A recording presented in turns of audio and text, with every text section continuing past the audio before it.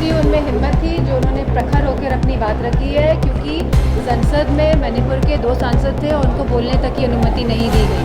तो आप समझ सकते हैं कि कितना उनको दुख पीड़ा रही होगी कि वह अपने प्रदेश के लिए नहीं बोल पाए। भाजपा सांसद गौतम गंभीर द्वारा मणिपुर की घटना को लेकर कहा गया कि मुझे भारतीय कहने में शर्म आती है। इस पर सपा सांसद डिंपल यादव ने कहा कि मैं समझती हूं कि उनमें हिम्मत थी जो उन्होंने प्रखर होकर अपनी बात रखी है। संसद में मणिपुर के 2 सांसद थे, उनको तो बोलने तक की अनुमति नहीं दी गई। आप समझ सकते हैं कि उनको कितना दुख और पीड़ा रही होगी। तो वहीं इंडिया गठबंधन पर और क्या कुछ कहती नजर आई सपा सांसद डिंपल यादव, आइए देखिए इस रिपोर्ट के जरिए। बताया कि जो मणिपुर में जिस तरह घटना हुई है उसमें अपने आप को भारतीय बोलने में शर्म आती है, तो इस तरह के बयान को भाजपा का सांसद द्वारा आप किस तरह से देखती हैं? मैं समझती हूँ उनमें हिम्मत थी जो उन्होंने प्रखर होकर अपनी बात रखी है, क्योंकि संसद में मणिपुर के 2 सांसद थे और उनको बोलने तक की अनुमति नहीं दी गई। तो आप समझ सकते हैं कि कितना उनको दुख पीड़ा रही होगी कि वह अपने प्रदेश के लिए नहीं बोल पाए। जब पूरी बहस ही मणिपुर में होने के नाम पर शुरू हो गई थी, तो सरकार बहुत ही संवेदनहीन सरकार है। ये किसी के दुख और दर्द को नहीं समझती है, ये खाली वोट बटोरने की राजनीति करती है।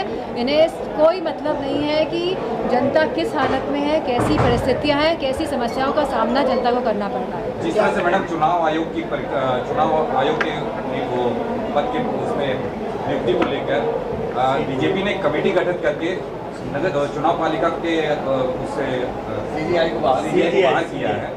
इसको लेके आप क्या समझते हैं, क्या इसमें लोकतंत्र क्या बचेगा या आने वाला 2024 का चुनाव प्रभावित कितना होगा? मेरा अनुमान है कि 2024 का चुनाव है वो हमारे संविधान जो बाबा भीमराव अंबेडकर जी ने दिया है उसको बचाने का ये चुनाव है। जहाँ तक 80% की राष्ट्रीय जिसने बात करी है, तो हम सभी चाहते हैं कि जो आखिरी पंक्ति में जो इंसान खड़ा है, जो हमारे देश के लोग खड़े हैं, उनको हक और सम्मान मिलना चाहिए। सांसद मैडम, आज प्रधानमंत्री के आर्थिक सलाहकार देवराव जी, उन्होंने एक आर्टिकल में और कहा था कि भारतीय संविधान को अब बदलने की जरूरत है। जी, क्या ब्रिटिश काल को ये लागू करना चाह रहे हैं? वाला वक्त जो हुआ जिस तरीके से हर 17 साल की कई जगह मैं समझती हूँ आने वाला जो चुनाव है वो लोकतंत्र को और बाबा राव भीम साहब अम्बेडकर जी के संविधान को बचाने का चुनाव है। ये हमारे हक, सम्मान और अधिकार का चुनाव होने जा रहा है। ये बयान दिलाए जाते हैं कि एक जिम्मेदार व्यक्ति पद पे है, क्या प्रधानमंत्री या संबंधित भाजपा एक कॉकटेल की तरह काम कर रहे हैं अधिकारियों को सामने ला? कांग्रेस प्रवक्ता पवन खेड़ा ने कहा है कि बीजेपी जैसे और पार्टियों को परिवारवाद का आरोप लगाती है। क्या वो ये तय कर सकते हैं कि जो परिवारवाद वाली पार्टी वो उनके गठबंधन में शामिल नहीं होगी या अभी है नहीं? आपको मैं बहुत ही ये रिकॉर्ड मत करिएगा। तो ये जो परिवारवाद वाला, तो सभी जानते हैं भाजपा में कितना बड़ा परिवारवाद है।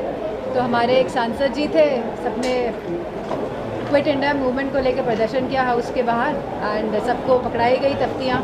तो वो परिवारवाद वाले ही थे, तो उन्होंने देखा अरे मैं तो परिवारवाद वाली, इसको बदलिए करप्शन वाली दीजिए मुझे।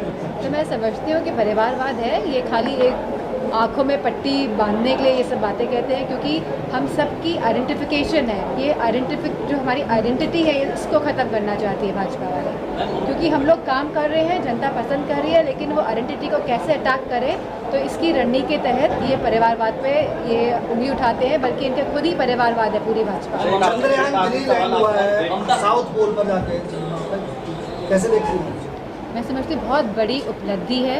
हम सभी हमारे इसरो के साइंटिस्ट को, सभी इंजीनियर्स को, लगभग 1000 इंजीनियर्स थे और जितने भी साइंटिस्ट हैं और जितना भी स्टाफ है उन सबको बहुत बहुत बधाई देते हैं।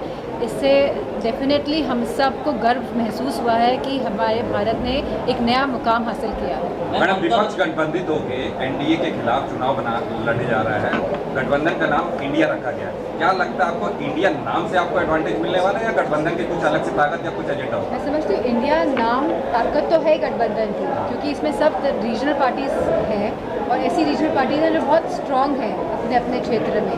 और जब ये सब रीजनल पार्टीज एक साथ एक मंच में आई हैं तो इसका इम्पैक्ट तो पड़ेगा ही। और इंडिया नाम का भी बहुत इम्पैक्ट है, और स्पेशली युवाओं में, चाहे वो शहरी युवा हो चाहे वो ग्रामीण युवा हो, उन सब में बहुत बड़ा इस पर इम्पैक्ट पड़ा है।